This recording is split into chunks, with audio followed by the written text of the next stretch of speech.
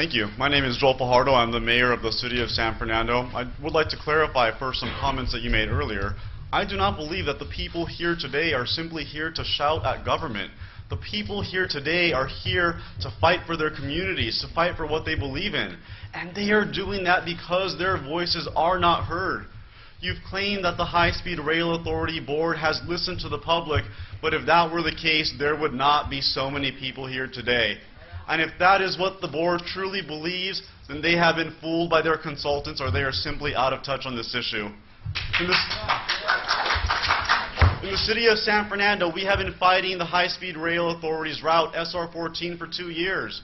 We have told your consultants on the ground that this would not only affect the city of San Fernando, but it could potentially bankrupt the city. Yet they have ignored this fact time and time again, telling us most recently that they did not have adequate information to verify that. If that was the case, why didn't they ask for more information beforehand? Why are we at this stage where we now have the supplemental alternatives analysis and there is no mention of the catastrophic destruction to the city of San Fernando?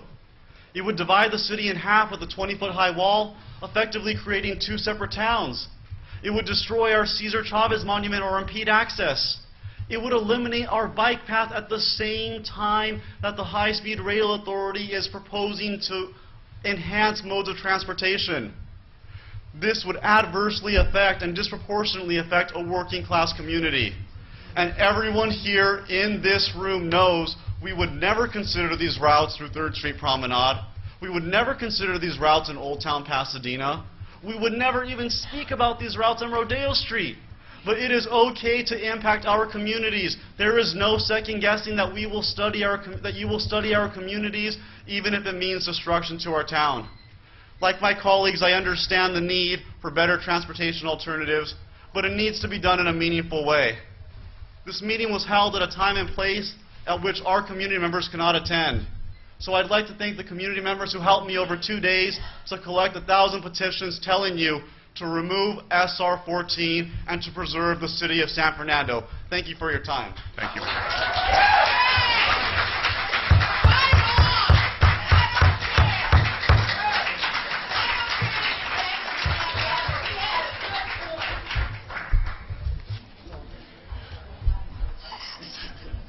Mayor Pro Tem Sylvia Ballin, followed by Jaime Soto from San Fernando.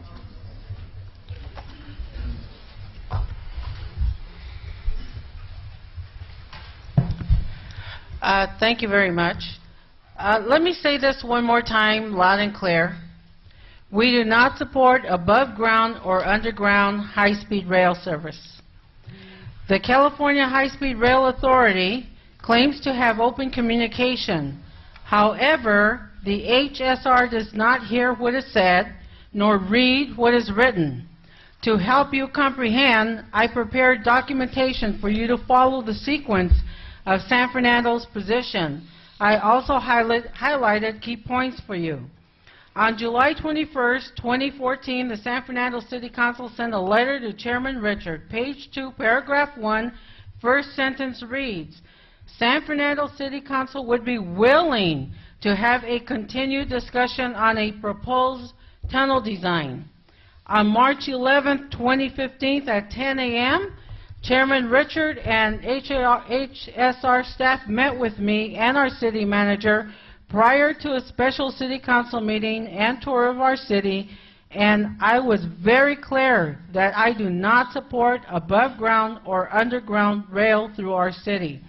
On April 20th, 2015, the City Council sent a letter to Chairman Richard. On page 3, we asked that the authority consider alternative routes that do not pass through the city of San Fernando due to the failure to identify the full range of economic and environmental impacts to our city. On May 18, 2015, at our City Council meeting, I requested our city manager to contact high-speed rail staff and ask that they allow questions from our residents at the scheduled open house on May 18 at Las Palmas Park. The city manager contacted high-speed rail staff and they said they would not change their format, no questions allowed. On May 28th, Elected officials and residents of San Fernando, Pacoima, Sylmar disrupted the meeting and once again requested that our questions and concerns be answered. High-speed rail to have open communication, but it was only one-sided. The events of that evening reserved well-deserved news coverage. On May 29, 2015, Chairman Richard sent the City Council a letter thanking us for our April 20th letter, and page 2 states, "We understand under this process can be difficult for communities near potential alignments and that you are seeking answers to many questions, though I am unable to provide those specific answers at this time," etc. On June 2nd... Excuse me, Council Member. We've got a lot of people to speak. I'm asking everybody to limit their comments. The 2 minutes have expired. Can you give that statement? Us for our April 20th letter, and page 2 states, "We understand under this process can be difficult for communities near potential alignments and that you are seeking answers to many questions, though I am unable to provide those specific answers at this time," etc. I hope you didn't start my time yet. Okay. Good morning. I am Marcia McLean, and I am the mayor of the city of Santa Clarita. We are now the third largest city in the county of Los Angeles, and we are positioned along the SR 14 corridor within the Palmdale to Burbank project section. Since the inception of the project, the Santa Clarita City Council has been very involved in working with the California High-Speed Rail Authority to eliminate the negative impacts of the proposed project on Santa Clarita's residents. However, recognizing that the concerns of our community were not unlike those shared in neighboring communities, I brought together elected officials and community groups along the SR 14 corridor to encourage that we form a cohesive voice as the North Los Angeles County Communities Protection Coalition. The purpose of our coalition is to ensure that neighborhoods within the Palmdale to Burbank project section are not negatively impacted by high-speed rail. As part of the effort, the coalition hosted a community meeting on April 27th, drawing approximately 1,500 attendees. Would have been more had we had adequate parking. At this meeting, a petition was circulated calling upon the board to advance only appropriate and technically feasible, fully underground alignments for environmental review. I would like to present the board with a copy of the petition and 1,097 signatures that have been collected in person and online. I hope you understand that you have the potential for approximately 300,000 people, I'll say that again, 300,000 people opposing the proposed surface alignment that will negatively impact our communities, or to advance only a route that goes fully underground at the Burbank Bob Hope Airport and comes up in Palmdale. Our council is united in opposing any surface alignments, and so are the communities of the coalition. I also just want to mention briefly that the comments in the SAA do not adequately or truthfully represent the position of Santa Clarita. Thank you, Mayor. Councilmember Boydston.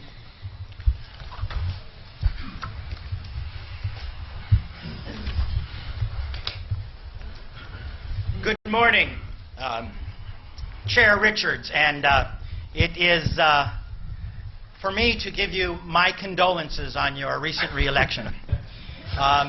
Members of the board and members of staff of the High-Speed Rail, we appreciate your dedication to this, and we appreciate your passion, and we should hope that you will indeed appreciate ours.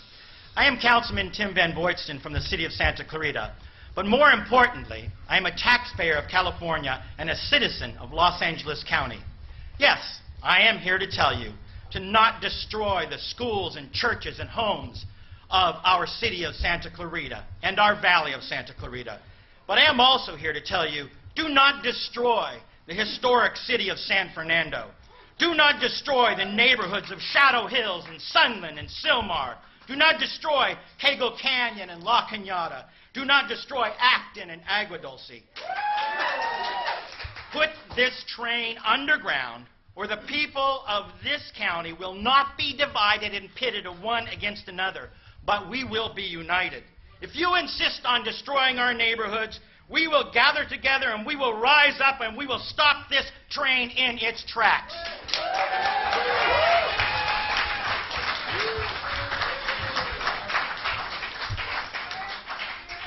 Okay, next is.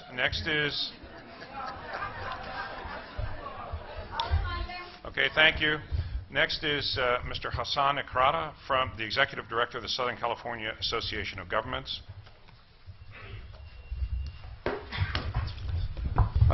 Please proceed.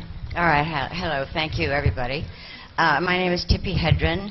I have been a resident since 1972 in Acton, where I have been rescuing big cats, lions, tigers, leopards, whatever, who have been born in the United States to be sold as a pet. They are not pets. They are apex predators. They are top of the food chain, one of 4 of the most dangerous animals in the world. I fear them. I know them very well, and they don't lie.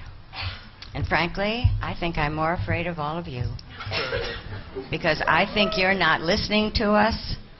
And the fact that you are going to come through Acton, one of the routes that's going to come through Acton, everything else is going to go underground. This route is going to take the train right through Acton. It's going to kill that town. Yep. Absolutely kill it. Acton is a horse country town. The horses, walk down the streets. They are everywhere. My lions aren't everywhere. They're contained. You don't have to worry about that. But this is you don't listen. You don't care. You have the exact personalities of the lions and tigers that I live with. You are frightening people, and I think there's a lot of people here who are afraid because you don't care. You are going to take this beautiful little town of Acton, which is a town of animal-loving people. They are creative. They are excited about their town. We don't talk about it because we don't want a lot of people there, literally. And you are going to destroy this with this train. Doesn't even stop in Acton. I think you really have to consider what the people that you're dealing with. Okay, so, Thank you, Ms. Hedren. Ms. Hedren, I'm sorry, but thank you. We have a lot of people who want to speak. Thank you.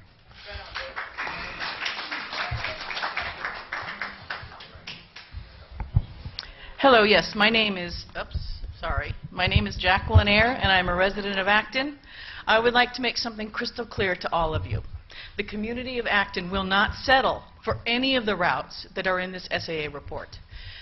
Unlike any other community, Acton is affected, devastated by every single route in that report. Doesn't matter if you go the 14, doesn't matter if you go the Angeles Forest Corridor. You traverse Acton above ground in any case. Your engineers tell us that the train must go above ground in Acton because of our topography. Well, if that's their professional opinion, then their engineering degrees are not worth the paper they're printed on. And I don't say that lightly. I have a master's degree in mechanical engineering from Berkeley. And I have talked to your engineers. I have shown them underground opportunity areas throughout Acton on both corridors, and they have been ignored. Burbank is a lower elevation than Acton, than Palmdale. So the train should never climb up as it goes south out of Palmdale. Nonetheless, your route alternatives all go up, and you traverse Acton like a roller coaster ride. You go up, cross at Acton in above ground, and then you drop down into Burbank. None of that is necessary. Acton should be fully underground. I do also want to point out that the alternatives described in the SAA are unacceptable, and we insist that you protect Acton the same way you've protected every other community with an underground alignment. If you do not do this, then you are advised that we will pursue this objective through the courts and to the fullest extent of the law. Thank you.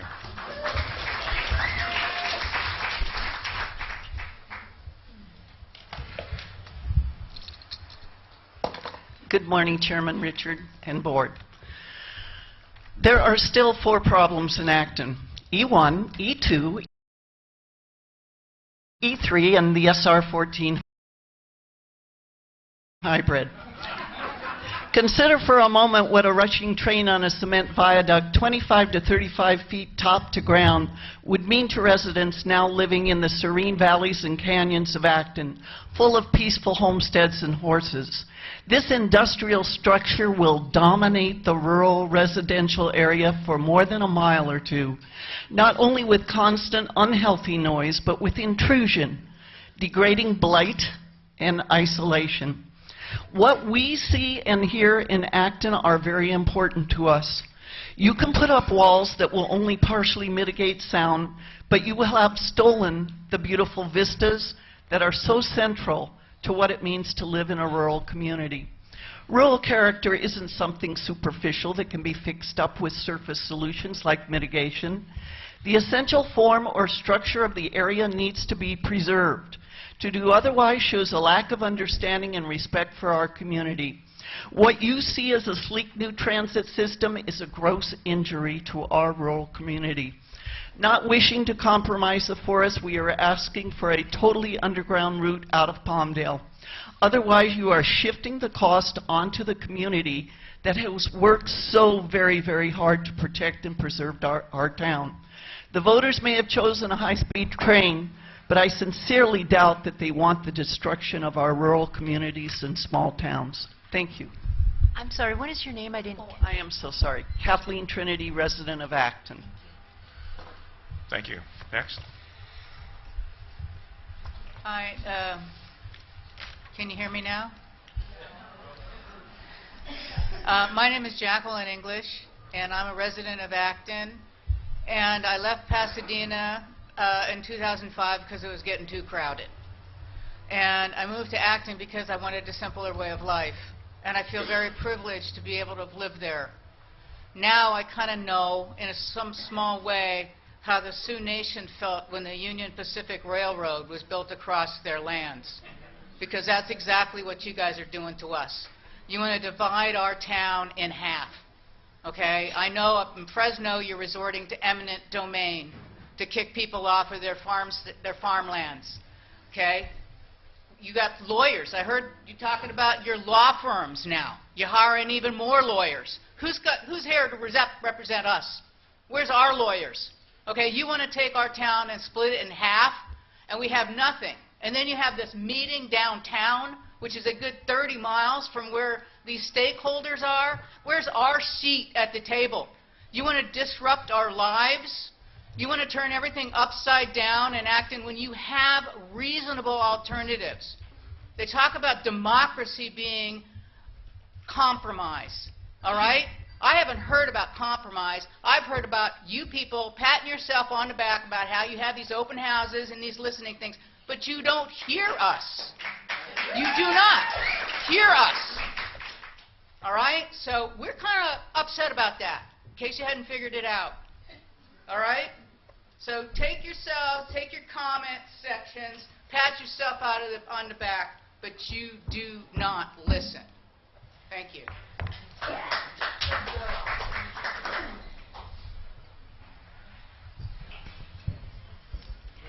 Fall out. Thank you for having a meeting here in Los Angeles today so that we could attend. I'm Elizabeth Bellot, co-owner of Bloom Ranch in Acton. My grandfather homesteaded that ranch 124 years ago. We're still farming it. We feel all of the Acton area should be underground. Our position, according to your map, the latest maps, you're encroaching farther into our property than some of the older maps. The east alignment going through Quadrangle Township 4 North, Range 12 West, and 13 West.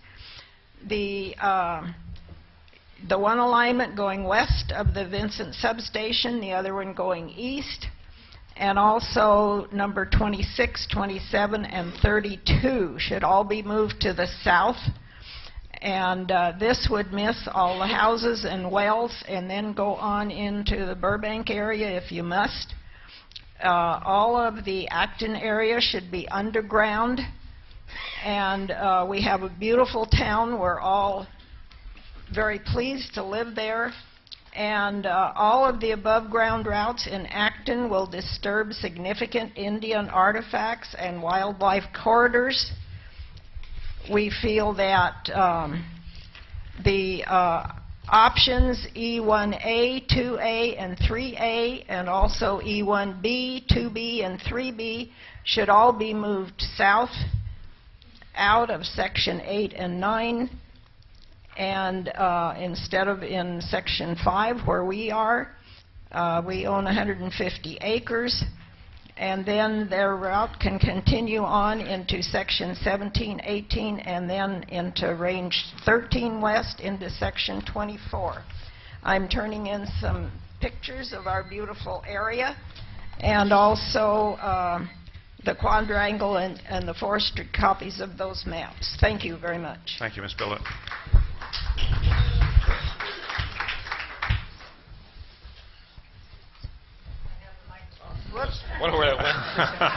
Thank you, Elizabeth.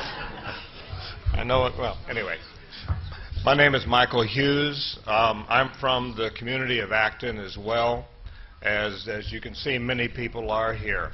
I came with some prepared notes, but probably will ignore them now and just go with what I feel. We have met, and well, first of all of the elected officials were represented up here first. Unfortunately, Acton and Agua Dulce both have elected town councils, which were not given the opportunity to speak first. They were in Palmdale, they were not here. We were officially drawn up, if you will, by Supervisor Antonovich. So I think that our community should be given the same courtesy as the other communities impacted by this system. In early May, Chairman Richard came out, toured the community with several members of the town council and of the community.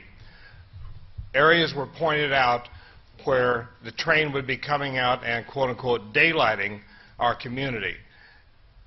The effects of that were clearly described. Alternate routes were clearly described that could save the community of Acton. You have heard numerous speakers here, including the representative of Mike Antonovich, Mr. Ledford from Palmdale, Mr. Cervantes, I believe it is, the councilman, and numerous other speakers say one thing: underground. Do not destroy the communities you're going through, whether it's San Fernando, Santa Clarita, Agua Dulce, or Acton. We are the citizens of this state. We are the only endangered species that doesn't have a protection act. We are